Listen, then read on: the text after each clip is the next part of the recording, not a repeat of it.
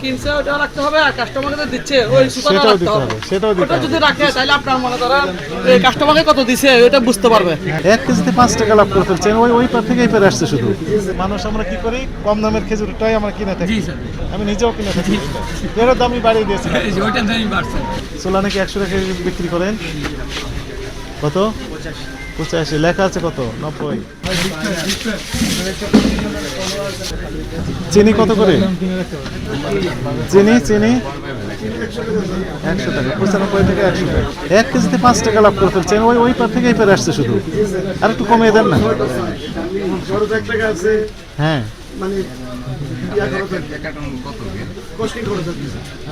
Costing 1 টাকা, তাহলে কত হলো? 96 টাকা, 4 টাকা লাভ। এটা কত দাম? এটা 80 টাকা। লেখা আছে কত? এটা ওখানে লেখা নাই তো। এটা লেখা নেই। এগুলো তো এখন এই যে রমজানের মাত্র আসছে, আমাদের এই বোর্ডটা আগে ইয়ে করা ছিল পুরোটা, ওভাবে আর কি ইয়ে করা হয়নি।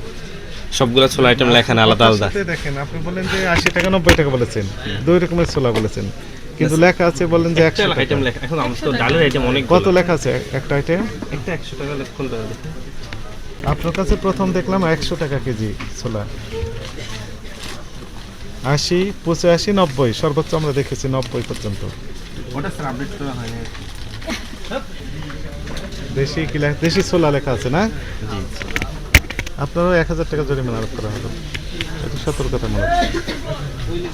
ছোলা নাকি 100 টাকা বিক্রি করেন, কত? 85। লেখা আছে কত? 90। একটু কম করে বিক্রি করেন, বেশি দামে বিক্রি করেন না। সবচেয়ে কম দামের খেজুরের নাম কি? জানেন না জিহাদি। কত করে বিক্রি করছেন?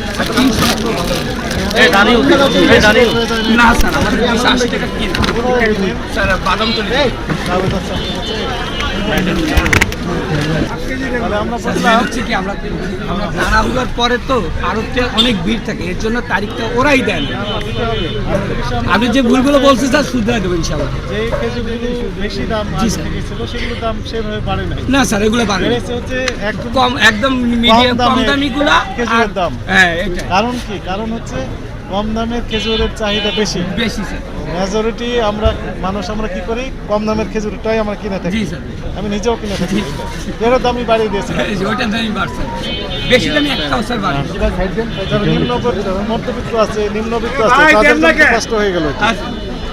ক্যাশ মোমো রাখবেন, হ্যাঁ, ওই যতক্ষণ পর্যন্ত ওই পণ্য আপনি বিক্রি করতে থাকবেন, আপনার দোকানে থাকবে, ততক্ষণ ক্যাশ মোমো সংরক্ষণ করবেন, ঠিক আছে? যেন আমরা বুঝতে পারি যে সত্যি আপনি এই রেটে কিনেছেন।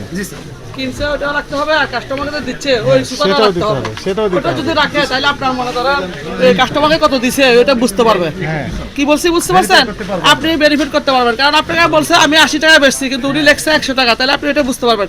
তারপর সুতা দেখেন, এইগুলো দেখবেন, এগুলো দেখলে তো বুঝতে পারবেন যে আপনি আসলে কত দাম দিয়ে কোনটা লিখতেছেন। আপনি এই মুরগি ক্রয় করতে পারেন, নগদে হতে পারে,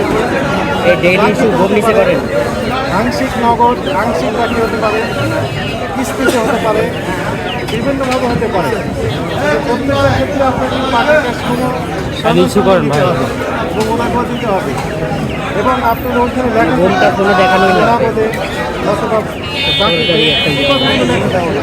তাহলেই তো হলো, ওখানে কম দাম। সব কাস্টমার দেখে নিতেছি, কাস্টমার দেখলে তো বুঝতে পারবে না, না বুঝতে পারে পাল্লা সবাই দেখে না, দেখে নাই। ঠিক আছে, সবাই পাল্লা দেখে, আমরা সবাই দেখে।